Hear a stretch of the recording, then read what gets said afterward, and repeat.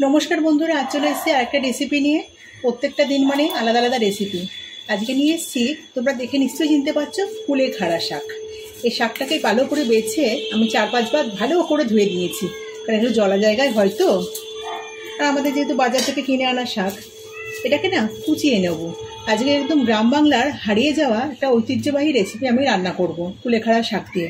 আর কুলেখাড়া শাকের যে কত রকম গুণ সেটা তো তোমরা সবাই জানো।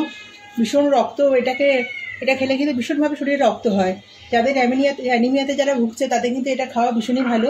তাই ছোটোবেলায় আমাদেরকে মা ঠাকুমারা এভাবেই খাওয়াতেন। আমি সেই জন্য শাকটাকে কুচি কুচি করে কেটে নেব। আর নিয়ে নিয়েছি আলুটাকে খুব বড় কাটিনি, এরকম সাইজে কেটে নিয়েছি। আর নিয়েছি পোস্ত আর কাঁচা লঙ্কাটা আমি বেটে নেব। শাকটাকে কুচিয়ে নিয়ে আবারও ভালো করে ধুয়ে নিয়েছি। শাক না যতবার বেশি না ধুলে পরে আমার ঠিক ভালো লাগে না, কীরকম একটা জানি লাগে। কড়াইতে সর্ষের তেল বসিয়ে দিয়েছি, তেল গরম হয়ে গেছে। ফোড়নে দেবো একটা শুকনো লঙ্কাটাকে অবশ্যই ফাটিয়ে দেবো, আর কালো জিরে। ফোড়নটাকে ভালো করে ভেজে নেব। ফোড়নটা কিন্তু যত ভালো ভাজা হবে রান্নার স্বাদ কিন্তু তত ভালো হয়। ফোড়ন ভাজা হয়ে গেছে, এটা একটা আলুগুলোর মধ্যে দিয়ে দিচ্ছি। আলুগুলো দিয়ে আমি লবণটা দিয়ে দেবো, তাহলে আলুটা তাড়াতাড়ি সেদ্ধ হয়ে যাবে। আলুটা একটু হালকা লাল করে ভেজে নেব। এটা কিন্তু খেতে কিন্তু অসাধারণ হয়, মানে গরম ভাতের সাথে আর কিচ্ছু লাগবে না, এত টেস্টি হয়। আর ভীষণ হেলদি খাবার। আর কুলেখাড়ার সাথে যে কত গুণাগুণ সেটা আমরা সবাই জানি। আর এইভাবে রান্না করে দিলে ছোটো বাচ্চারাও কিন্তু হাসি মুখে খেয়ে নেবে, এত সুন্দর খেতে লাগে, এত টেস্টি হয়। আলুটা একটু হালকা করে ভেজে নেব। লাল লাল করে ভেজে নিয়েছি। এর মধ্যে সামান্য একটুখানি হলুদের গুঁড়ো দেবো, একটুখানি। এটা দিলেও হয় না দিলেও হয়, আমি একটু দিলাম। একটুখানি নেড়ে নিচ্ছি।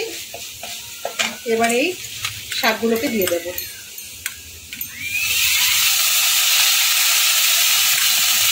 ভালো করে নেড়ে চেড়ে নেব। আলুর সাথে আর তেলের সাথে ভালো করে সব মিশিয়ে নেব।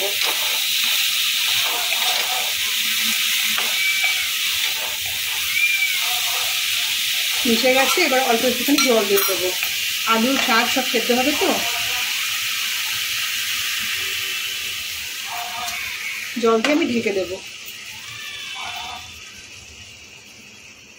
সেদ্ধ হয়ে গেছে, এখন এর মধ্যে দিয়ে দেবো বেটে রাখা পোস্তটা।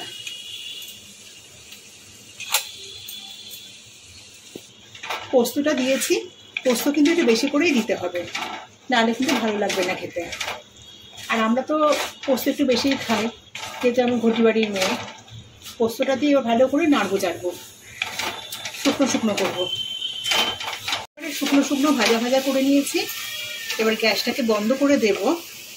ওপর থেকে কাঁচা সর্ষের তেল একটু ছড়িয়ে দেবো, তাতে কিন্তু টেস্টটা খুব ভালো হয়। সর্ষের তেলটা দিয়ে আবারও ভালো করে নেড়ে চেড়ে নিয়ে ঢেকে রেখে দেবো। আমাদের রেসিপি পুরোপুরি রেডি, কুলেখাড়ার শাকের পোস্ত। দুর্দান্ত স্বাদের রেসিপি। এক থালা ভাত কিন্তু এটা দিয়ে খাওয়া হয়ে যাবে, আর কিচ্ছু লাগবে না। আমি তো ভেজ খাই, সে কারণে আমি মাছ মাংসকে দূরে ঠেলে রেখে এটা আমি খাবোই। এমনকি আমার মেয়েরও ভীষণ পছন্দের খাবার এটা। তো রেসিপিটা কেমন লাগলো অবশ্যই কমেন্টে জানাবেন। রেসিপিটা ভালো লেগে থাকলে একটা লাইক দেবেন। আর যে সমস্ত নতুন বন্ধুরা আমার চ্যানেলটাকে এখনও সাবস্ক্রাইব করেনি, তারা অবশ্যই আমার চ্যানেলটাকে সাবস্ক্রাইব করে আমার পাশে থাকবেন।